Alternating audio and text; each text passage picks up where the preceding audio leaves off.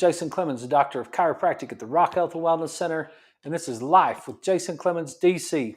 We are back live again tonight. I'm so glad to be here tonight. We missed Thursday and Friday last week. We were here Monday, and then yesterday we ran over to Roswell to take care of a couple things, and so we missed the show last night, but we're back tonight. We're live. It's whatever day it is, Wednesday the 16th, no, the 15th. It's payday today. Yeah, Wednesday the 15th, and we're live right here at the Rock Health and Wellness Center studios and on the radio at 98.7 Walk by Faith Radio and 1420 AM Lubbock Christian Nation and 987radio.com and the Live 365 app. We're just live all over the place. And we got a storm coming in, and you guys know that sometimes these storms mess up our show. So we're just gonna get after it tonight. I got a bunch of things I want to talk about tonight. I probably won't get through all of them, but I just got, every time you get to go see your friends, and that's what I did yesterday. I got to go. Yesterday was my mother-in-law's 80th birthday, and Leslie was going to go over and spend the day with her mom over in Roswell. And that's about a 2-hour and 40-minute trip from here, and so she was going to go over there and spend the day with her mom, and that's something that she's done in the past. And I was going to stay here and work, but we also have a terrible situation going on in our family where our brother-in-law is dying from a glioblastoma brain tumor. And so both of those things he was in Roswell too. So Leslie didn't want to go do that by herself. So I said, hey, I'll go with you, and we'll go over there and just make a day out of it. So that's what we did yesterday. But in the middle of that, I got to go stop at and see my two good friends, MJ and Katie Lewis, at Rock Chiropractic Wellness. I don't know. Hang on a second. I think I'm going to get in trouble for that one. Rock Chiropractic in Roswell, New Mexico is what it is. But let me see. ROC, which is, boy, I'm going to get in trouble for that. Not knowing exactly what the hell. Rock Chiropractic. That's what it is right there. So it's ROC, Relying on Christ. That's what it stands for. And so they just are rocking. They're doing so well over there. It was so inspiring to get to spend a little time. I didn't get to spend much time with them because that's not the reason I went over there. But just went over there and got to see MJ and Katie just for a minute. Got to see some of the cool stuff that they're doing in their office. And it was just really inspiring. It was really. See what's going on here with the show. Yeah, it was great to get to do that. It was good to see my mother-in-law. It was good. I'm glad we got to celebrate her birthday, and then it was good to see my brother-in-law. And I don't know if that's the last time I'm going to see him on this earth. I don't know how much longer he's going to last. He's in hospice. He's got that glioblastoma. He's trying to fight through it. He's still working on treatments, and so there's still things that are possibilities out there. We'll see how it works out. But man, I owe that guy a lot. I really do appreciate, because he was the one that was the chiropractor that kind of started me in this whole thing. And I worked in his office for a year. I learned the fundamentals of subluxation from him. The chiropractor that I am today I wouldn't even be close to the chiropractor I am today if it hadn't been for my brother-in-law. Rick Housewright is his name. Had Lone Star Chiropractic here in Lubbock for a long time, and he now lives in Denver. But he just happened to be at home with his parents, and we'll see how it turns out. Doesn't look good right now. Yesterday might have been the last time I ever get to see him. So it was kind of a bittersweet day. We celebrated an 80th birthday. We said goodbye to Rick, and maybe that won't be the last time, but we'll take that day by day. And then in the middle of that, got to stop by. And so there was just so much. There was so much going on. And got to spend time with Leslie too, because it's, we spent 5 hours in the car together, driving over there and driving back yesterday. And so it was really good for me. It was good for me to have some time to think about things. It was good for me to see opportunities. I really think that's an important thing for us. I think it's great. Jordan Peterson touches on it in several of his podcasts, but just getting your eyes on something different, seeing something a little bit different, and and getting to see what other people do in the world instead of being locked down all the time in one thing.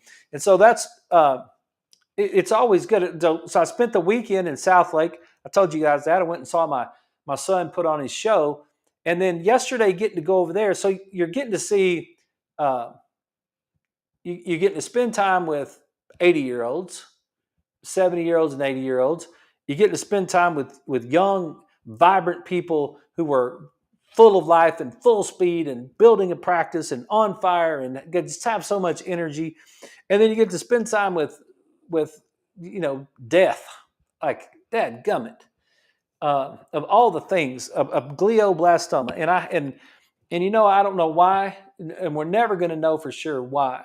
But there's a little bit of a tie-in, and there's still some possibilities, and he's still fighting through it. But there's a little bit of a tie-in with this spike protein that there's an increase in glioblastomas, and that.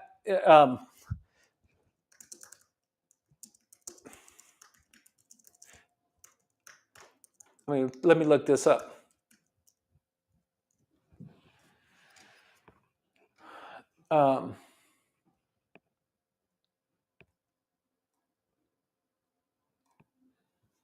This one, yeah. So this is May 2020.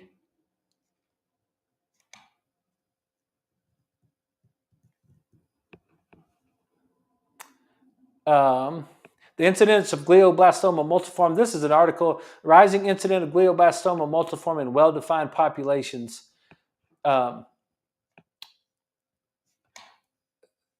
Ranges from 0.59 to 5 per 100,000 persons, and it is on the rise in many countries.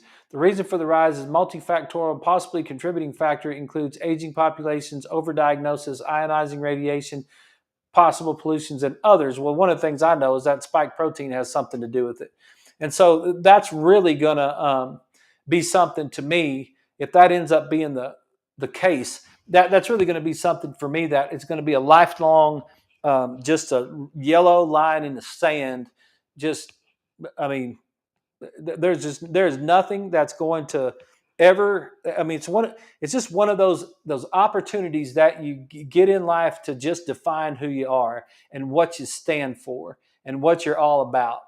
And we went through COVID. All of us did. We all went through COVID together. We all had our ways that we handled it, and we all chose to do whatever we chose to do, or get forced to do whatever you got forced to do, all that sort of thing. But those people, if there's a lot of evidence that points to the idea that maybe there was some development of that in that lab in Wuhan with people in the United States, and I think those people should go to jail. I think those people should be tried, and I think they should go to jail. I think any of them that had anything to do with that, and if they're living off their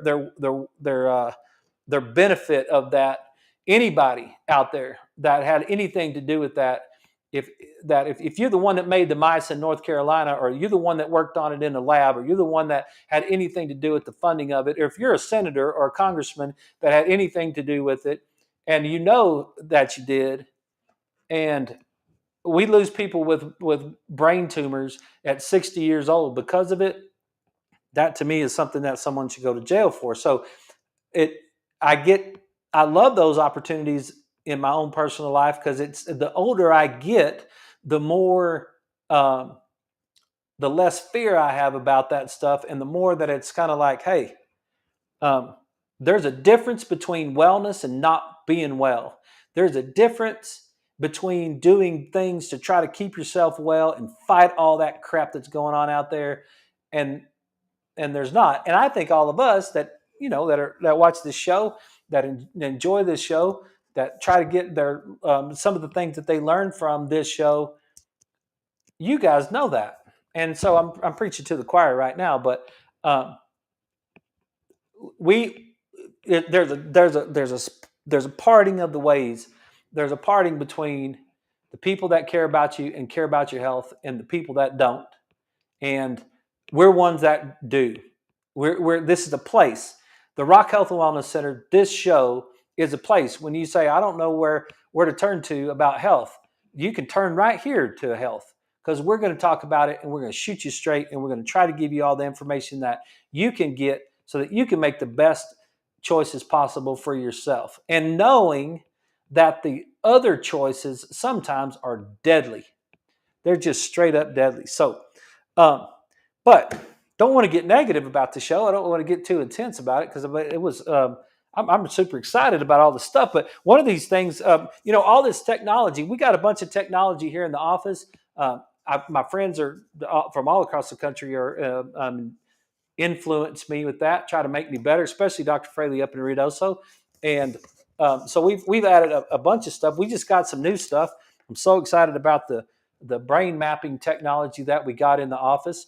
But I had an opportunity yesterday, and I think it's something that you guys I would present for consideration. Maybe it sounds arrogant. I don't mean it to. There's been different times in my career where I have actually there's been different times where I've been super focused and passionate about what I'm doing in the office, and there's been times that I've been a little bit less passionate about what I'm doing in the office, or maybe that's not the right way to say it. Maybe it's I've been a little bit more focused on family or children or different types. And I was thinking about that today, and I think that happens to all of us. I think that through our lifetime, from the time, if you go back from the time you were really young all the way through, you'll, like in your career, I had a great conversation with a cabinet making guy this afternoon. And we were talking about, I said, how's your day? And he's like, it was busy. How was yours? And I said, well, all the minutes were accounted for, but I'm not too sure how productive I was. And I keep trying to get more productive and more productive. And he's like, well, when you figure it out, he's laughing because he's 64. And he's like, when you figure it out, would you let me know? And I was like, yeah, I will. But I'm working on it. And then I got to thinking about it because I wanted to go over some of this new technology that MJ's got and Kati that I thought was super cool yesterday. And I just wanted to share it with you because I wanted to share with you if your doctor is not working, if your doctor doesn't have something new in his office, if your doctor doesn't have some sort of energy in his office, if your doctor's not doing something that is constantly pushing him forward and trying to make him better, I would suggest that you get a different doctor. Because that doctor needs the feedback. Hey, look, this is not acceptable. Remember we talked about the grocery store in the little town that we went through on the Monday night show? That's not acceptable. That grocery store is not acceptable. And it's not acceptable that the people in that little town will eat that crap. And it's not acceptable that the people that own that grocery store would supply that way. And if you fight it a little bit and you push back against the machine a little bit, you can get a better life.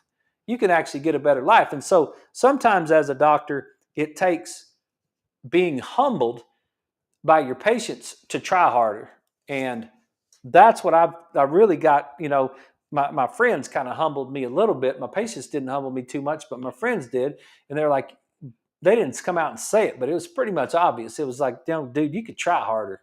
And that's what we've really been trying to do these last few years is really try harder. So we get this technology. We got the balance plate. Like you guys are having any vestibular problems that we can score. We can stand you on a plate. We can score your proprioception, your vision, your vestibular system, your balance. We can measure your balance for you. We could get these graphs that come out and it'll, it tells us, it gives us a printout of which vestibular system is not working, which canal in your ear is not working. If there's some sort of balance issue that's going on, it's just one of the things we have, right? We have the right eye, we have the new brain mapping, we have the reflex app. There's a bunch of stuff that we have. Well, yesterday I got to go over and spend some time with MJ, and he ran through a KinetiSense 360. It's what it's called. Kineti, KINETISENSE, KinetiSense 360. And it's it's a joint range of motion analysis, and man, it's just super cool. I like the whole thing. I went through it. Didn't take but just a few minutes. His staff, that one of the girls that works for him, Amanda, I believe was her name. She was fabulous. She walked me right through the whole thing. You take it on an iPad, and it does range of motion. So there was all kinds of range of motion: flexion, extension of your neck, lateral bending of your trunk. There was movement of your arms in different directions, and then jumping. You had to do a vertical jump. You had to do a backwards lunge. There was an overhead squat. There was several little pieces of movement, and I sent off today. I got an email. I got to answer it after the show tonight, but I sent off today about checking into this because it was super cool, and you get a really good report with it, and it gives you all of your data. If you're scoring in the green, if where you are, if you had any pain, what range of motion, and then for every one of them, it gives you every one of your scores that you get. Here's a whole list of references onto why that test is important, what are the standards of that test, how you're supposed to measure it, all that sort of thing. And I just thought it was super cool. I thought it was great. I've been wanting to get over there and see it. MJ's told me about it lots of times, and I've been wanting to get over there and see it and do it. And so, hey, if you guys are, if maybe we'll get it here in the office. Maybe I'll talk to MJ a little bit more about it and see how it kind of works out. But I just thought it was super cool. It was just another opportunity to go learn something, and I got to do that more often. I got to get out there and find some time that I can get out of my office a little bit, get around town and meet some of these other guys and kind of see what they're doing. So that's enough. That's enough about that. What I wanted to do, because I had a really interesting day with patients, and I just thought I would just share. I just would go through a lot of this stuff and share some of this interesting information that I had. So we'll just kind of take them one by one, and we'll see what happened. And I think you guys might think it's cool information to have. So one of the first ones, I found this article today because I was looking up. I did a doctor's report on the brain mapping. We brain mapped one of our ladies. She came in with her husband today, and we went over her findings for her so that and she could make a decision what she wanted to do. And I was trying to find some a little bit of information for her so that it would make it more understandable. And I came across this article that's from Smithsonian Magazine, May 24th, 2023. So it's just, about a year old. But it's Scientists Decode Brainwaves Linked to Chronic Pain. Scientists decode brainwaves that link to chronic pain. A new way to objectively measure chronic pain could lead to new treatments for the common condition that can be debilitating. Chronic pain is one of the most common conditions in the world. In the United States, 1 in 5 adults, or 50 million people, experience it. It's the number one reason why patients see a doctor. The impact of chronic pain on people's lives is enormous. We all know that, right? Well, it's hard to measure exactly what it is. So now a team of scientists has discovered a new way to objectively measure chronic pain by reading brain signals from volunteers.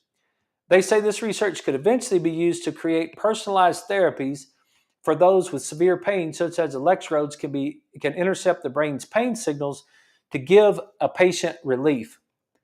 So this is Live Science. The team published their findings Monday in the Journal of Nature Neuroscience. To measure chronic pain, the researchers implanted electrodes in the brains of 4 volunteers who were experiencing pain after amputation, phantom limb pain, or a stroke. It was either one of those things. As the participants went about their day, the device recorded activities in 2 brain regions where researchers think pain response occurs: the anterior cingulate cortex and the orbitofrontal cortex.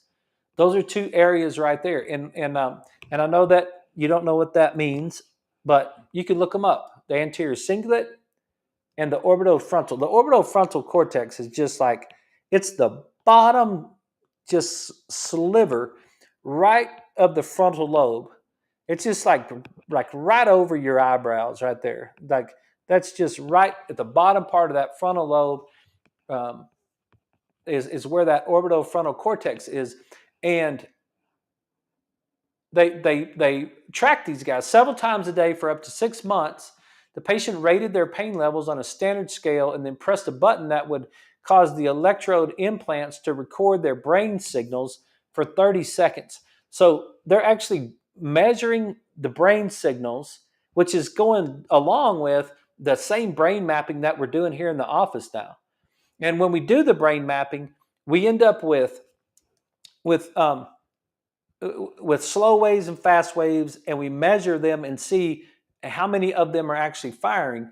And what these guys found out was, from these models, we found that electrical waves with low frequencies in the orbitofrontal cortex corresponded with each of the patient's subjective pain intensities, providing an object measure of chronic pain. The larger shift in the low frequency activity we measured, the more likely the patient was experiencing intense pain. I know that's kind of hard to understand, and maybe I can share it with you a little bit better if we draw it out. So I'll give it a shot right here if we draw it out. So you guys have seen the let me show you. A white light. If you listen to me on the radio and you have an opportunity to Google this, it's really cool. If you shine a white light in a prism,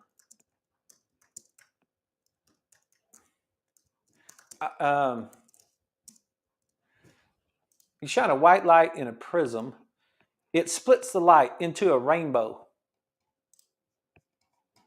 I'll just see if I can pull this up for you. So you might look at that. Just Google that, white light in a prism. And what you'll, oh, that's the wrong button. What you'll see is when you shine that light into the prism turns the light into the rainbow. So you get all of the different wavelengths that's traveling through that prism right there. And that's, so the light comes into the prism, and then the prism splits it all out, and now you can see, oh, that's the red light, or that's the green light, or that's the violet light, or whatever, right? So what happens in the brain mapping is the brain mapping takes an electrode, and we put an electrode on your head, and then the electrode is reading what's underneath it, and it will come out into different wave forms. There's different frequencies. So you've got this input wave, and then you got this electrode, and when it hits the electrode, what the computer will do is it'll read it all in different wave forms. So you've got these slower waves at the top. There's 3 slower waves, and I don't have to get into all of it, but you're talking about delta, theta, and alpha. If I can spell. Okay, and then you got these faster waves that come down, and you get into beta and high beta, and then there's even some gamma. And so that's what's happening with this brain mapping. And I'm not going to get too much deeper into the brain mapping, but I am going to say that the delta and theta waves and the alpha waves are slow waves, and they're low frequency waves. The beta, high beta, and gamma waves are very high frequency waves. So this delta wave is really a slow wave that's in low frequency, and this gamma one is super fast. You get a bunch of that, and it's high frequency. Okay, that's all I want to say about that. I just want to explain that because that's what we're getting. We're getting the measurement of the waves when we do the brain map. And then we get it all put on the brain so that you can see exactly which part of your brain is firing in which manner and all that sort of thing. And then it goes back to, oh, we can measure it. Well, hey, I can see if you've got increased slow waves in your anterior um, cingulate cortex or in your orbitofrontal cortex. And it's, if you've got chronic pain, then you actually might have that going on. And so it's kind of interesting that, hey, look, you're perceiving pain that's not there. If you have phantom limb pain, you're perceiving pain that's not there. Maybe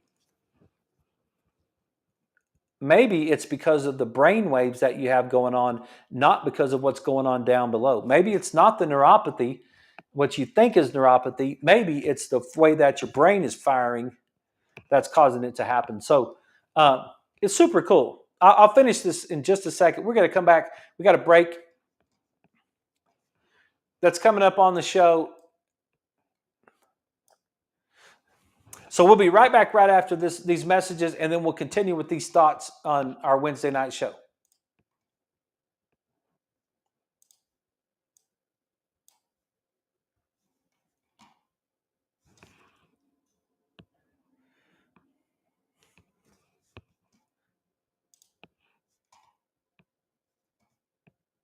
So to get back to the article, from these models, we found that low frequencies in the orbitofrontal cortex corresponded with each of the patient's subjective pain intensities, providing an objective measure of chronic pain. This is a neurologist at the University of California at San Francisco and co-author of the study. The larger the shift in low-frequency activity we measured, the more likely the patient was experiencing intense pain. So what happens after a stroke when you feel like your leg hurts? And you didn't have any leg pain before your stroke. But then after your stroke, all of a sudden you've got this leg pain. Well, what I've been trying to say is it's not leg pain. It doesn't have anything to do with your leg. It has to do with your brain. It has to do with how your brain is working and how your brain is firing. That's what it has to do with. It's not, you don't, because what I'm seeing, especially in one of these cases, is that I'm seeing a lot of activity, a lot of testing, and a lot of, but we've had MRIs, we're trying to get nerve conduction velocity tests. We've got all kinds of studies, being done on the limb, the apparently affected limb. Patient was fine. Patient didn't complain of any limb pain whatsoever. Then the patient had a stroke, and then after the stroke, the patient just has dysfunction in the limb. And there's some sensory information that's going on right there. In my opinion, it has nothing to do with the limb. It has everything to do with the brain. And so now it was super cool that these guys have said this. It's like, hey, listen, we think that an increased amount of low frequency waves in this particular part of your brain might cause your brain to perceive pain. Hang on, let me get us back.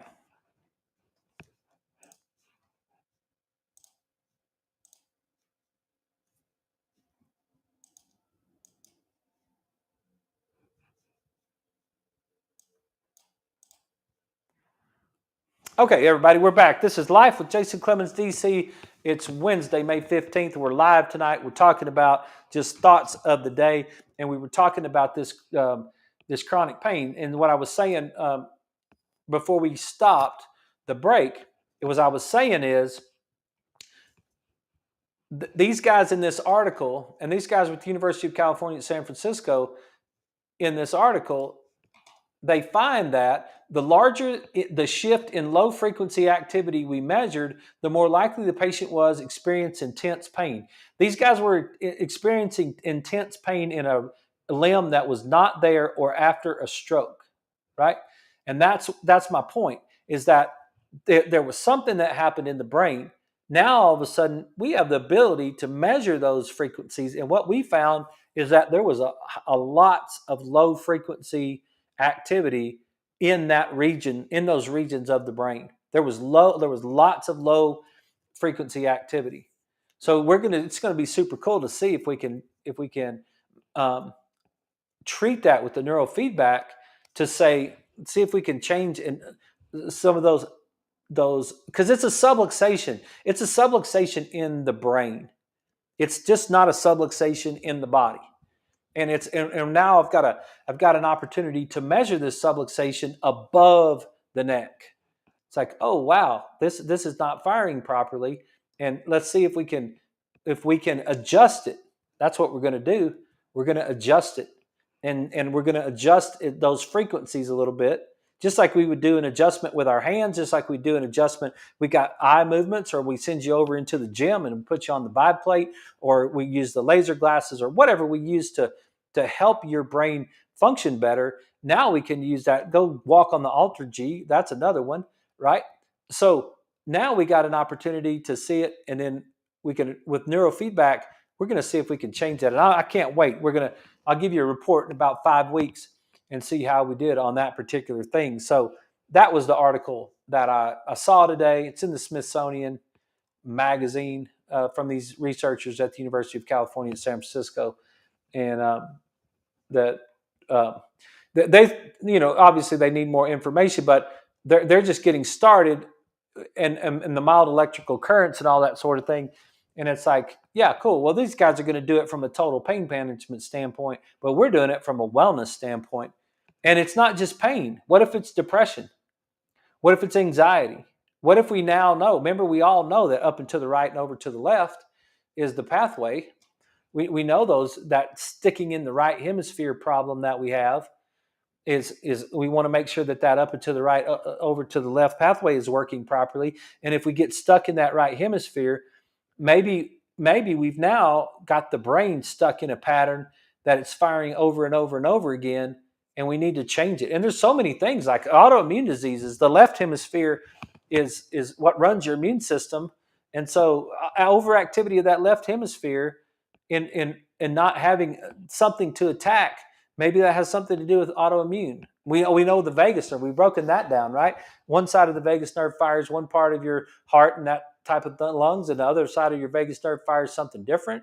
So if those are not firing properly, maybe those places of the brain are not firing either. And we're in the S-Loretta part of the brain mapping is giving us 6,239 points that we can look at. So super cool stuff. So excited about it. Super cool. Okay. Going through this, first 2 patients of the day. One of the first couple early this morning, we started at 7:30 this morning. Tweaked knee and a tweaked ankle, and need to find out how those are doing.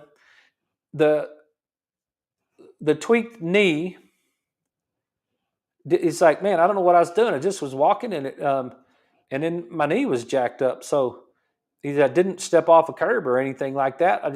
It was messed up. Remember, the knee is like an obedient child. It does what it's told. And I'll send a text, see if we can get a response right now during the show.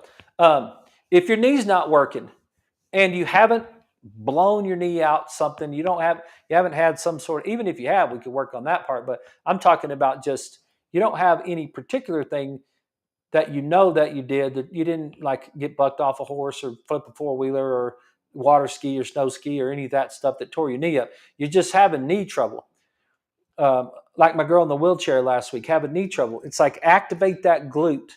See what happens with that femur. If you get that internal rotation of your femur, because your external rotators are not firing properly up in your hip, you will bring your knee inward. You'll get that knock-kneed look. And that knock-kneed look is an internal rotation of your femur. That's your thigh bone that's rotating in.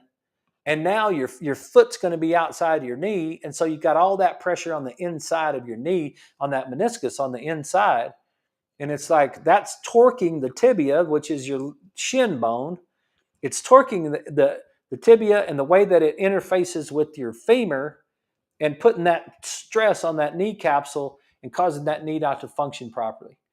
And so I'm interested to hear. I sent that text to him. I'm interested to hear how he did.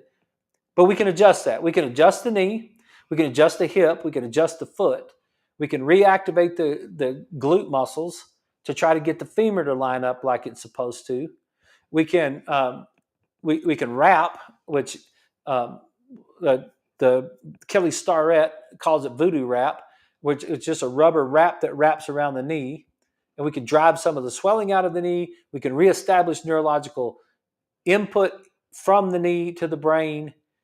There's some things we can work. We can activate the quads and the hamstrings and work on those. We can AMIT the whole thing. So there's lots of stuff that we can do if your knee's not functioning properly to get your knee to work, right? You don't have to go get a shot in your knee because your knee's not working. There's things we could do. Then the very next person was playing soccer last night and ran into some other people going for a ball and jacked her ankle up. And she'd already broken that fibula years back, and she's had a metal plate in the outside of that ankle for several years. And so, but it was hurting down below it, and it was hurting on the Achilles. So there's some, but it wasn't torn up. It wasn't bruising. We didn't have a sprain that was so obvious that you had a big bruise on it or anything. It was just malfunctioning in there. So we did some adjustments. We worked on that. We did the voodoo wrap on that as well. So I just thought that was interesting. I thought that was cool that the two of the first two people of the day, we were working on knees and ankles along with getting them adjusted, right? That was just part of it. Then later on, I had a conversation with a guy about the statement of, man, I'm just getting old. I'm getting old and I just feel old and I'm just feeling broke down and I'm not functioning right. And, I feel old. And it's like, I always say, someone comes in and they have right knee pain and they say, well, I'm just getting old. My knee hurts. And I'll say, how does your left knee feel? And they'll be like, oh, my left knee feels great. And it's like, well, what day was your left knee born on? Right? Same thing happens with degenerative disc disease in the neck. C5, C6 will be degenerative. C2 and 3 are fine. C3 and 4 are fine. C6 and 7 are fine, but C5 and 6 are degenerative. And the patient comes in and says, I'm just getting old. I have arthritis in my neck. And I'm like, well, what day was the C6, C7 disc born on? It was born on the same day that the C5, C6 disc was born on, right? Like, why? If they're exactly the same age and one of them is functioning perfectly and the other one is degenerative and you didn't have some sort of major trauma, or even if you did, is it possible that the reason that you have a degenerative disc is because of your age? Absolutely not. It is absolutely not the reason that you have a degenerative disc. It's not the reason that you have a degenerative joint of any kind anywhere. It's not because of your age. It's because of the functioning of that knee or that shoulder or that neck. It's how that joint is functioning and how much inflammation is going on inside your body. Those two things together are I learned that from one of our guys here in town, Dr. Broussard, one of the smartest dudes in Texas.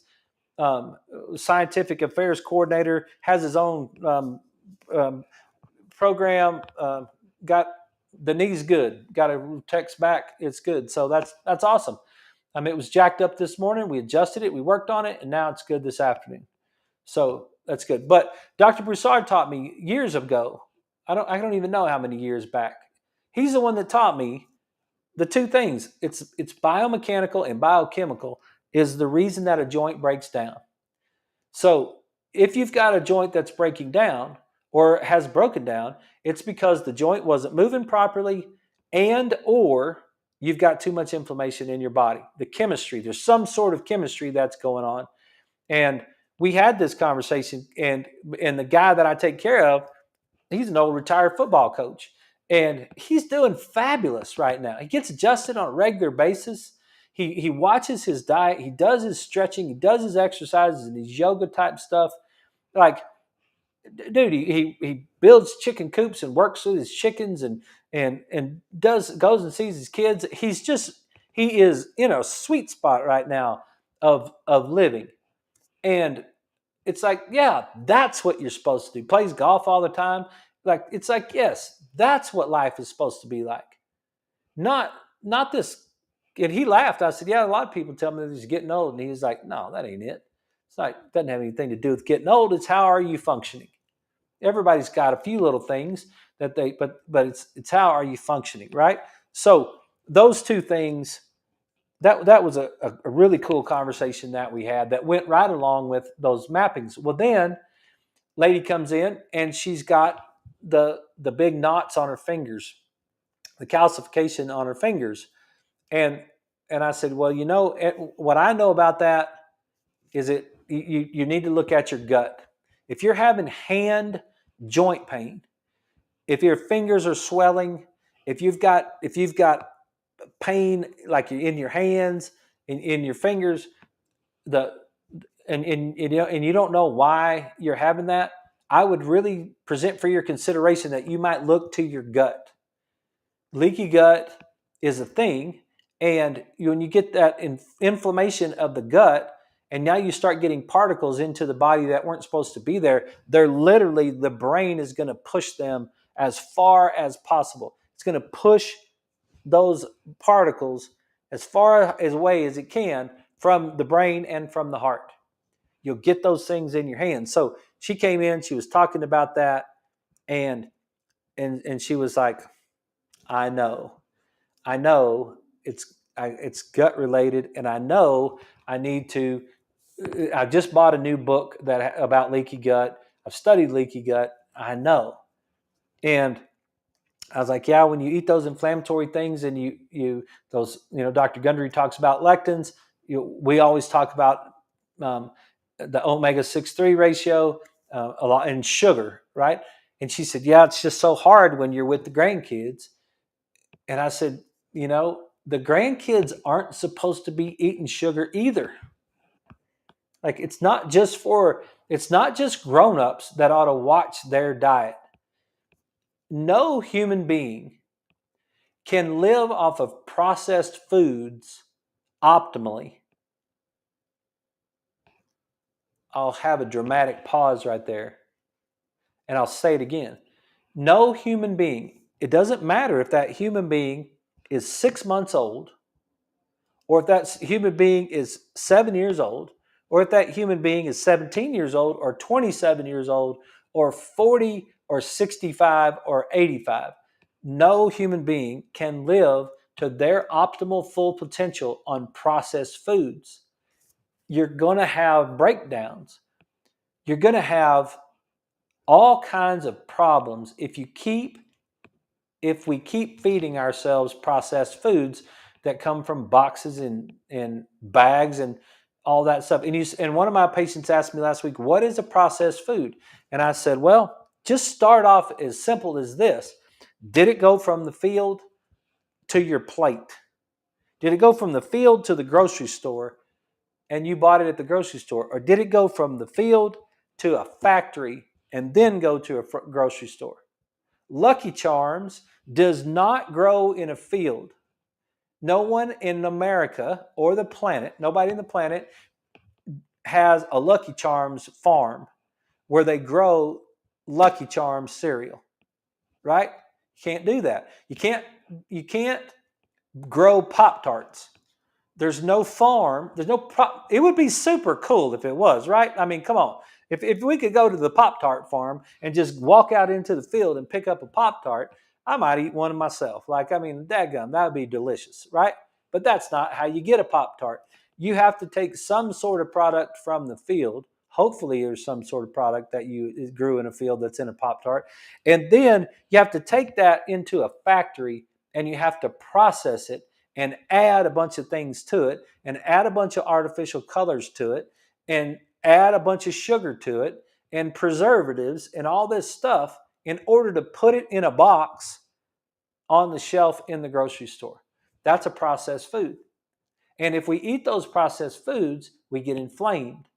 And the more inflammation we have, what did we talk about Monday night?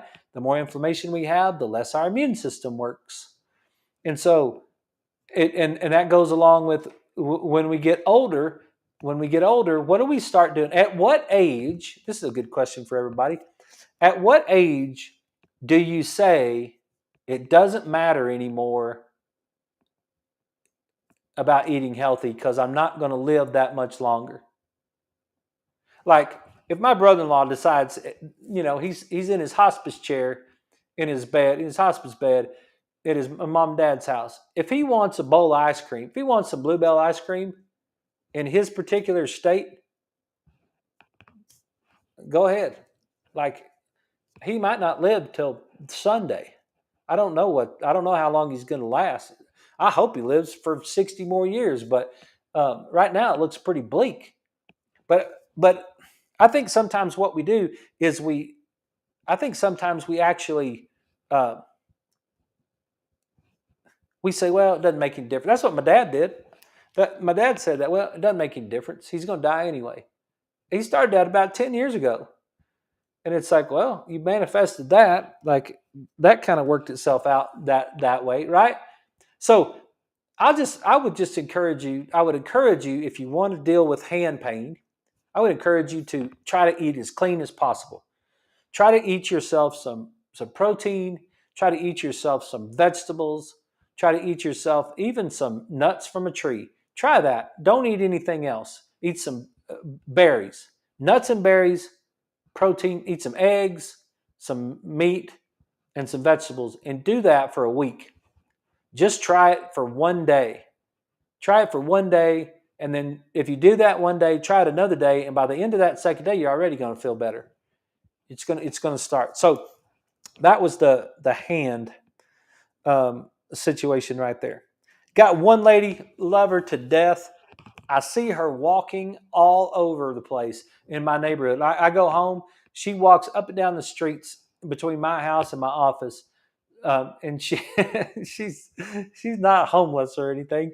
She's just walking for exercise, but she's always walking. And I told her today, I said, you know what? It's so fabulous that I see you walking all the time. And she's super fit, obviously, and she's thin. And she said, man, it's just so good for my mind. It's such a stress relief and it's so good for my mind it's just refreshing for my mind.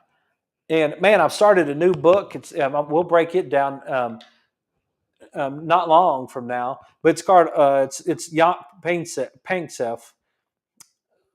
You guys may have heard of it. The Archaeology of Mind is what it's called, and the Archaeology of Mind, Jaak.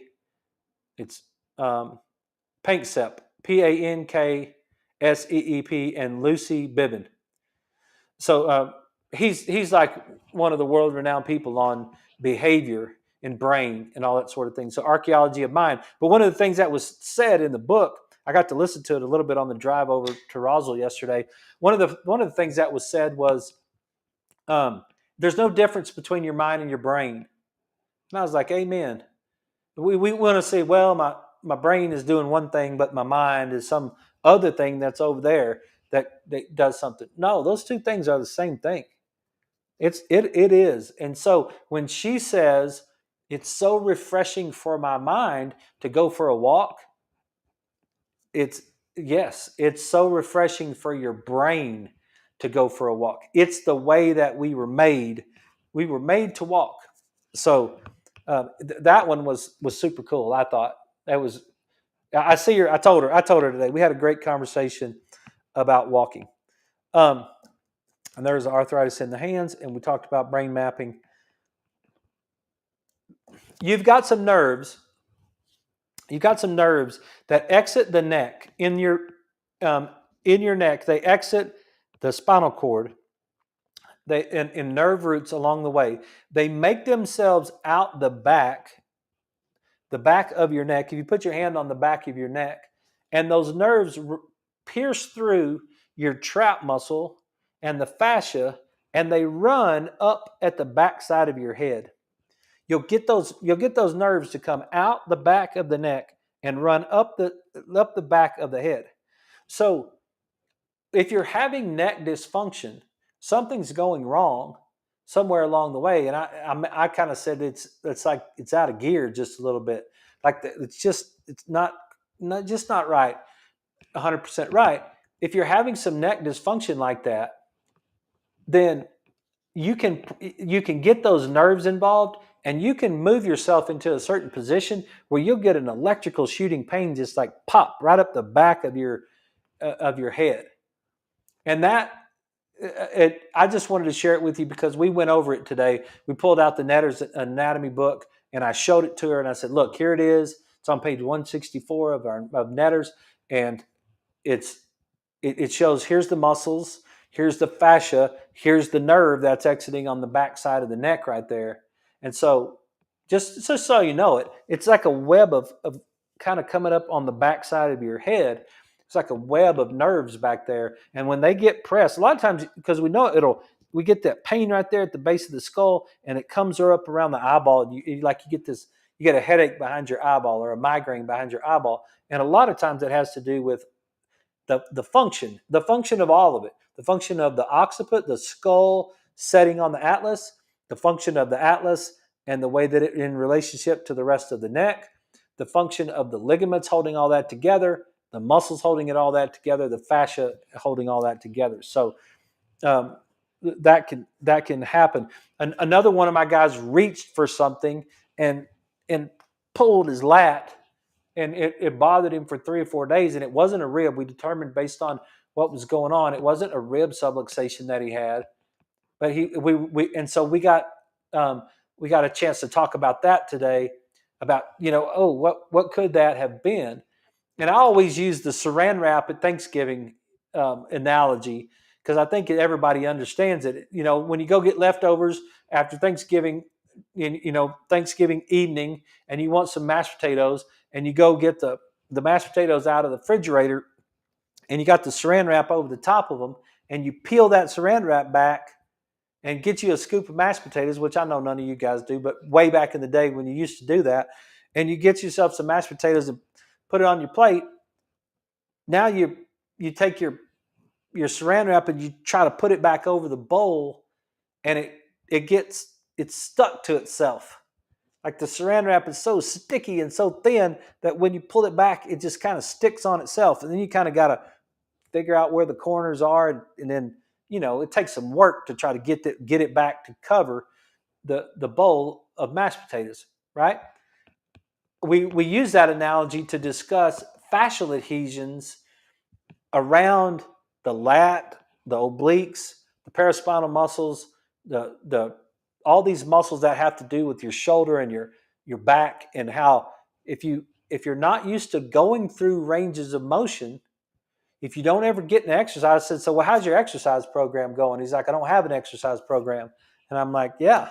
So when you don't have an exercise program, you get fascial adhesions, and then when you go to stretch, they pull on each other, they stick, and it's like pulling that Saran wrap, and you can make a hole in the Saran wrap if you pulled it too hard and it's all stuck together, or you pull off the other end and it's all a big old ball of mess, and then you got to get a new piece, right?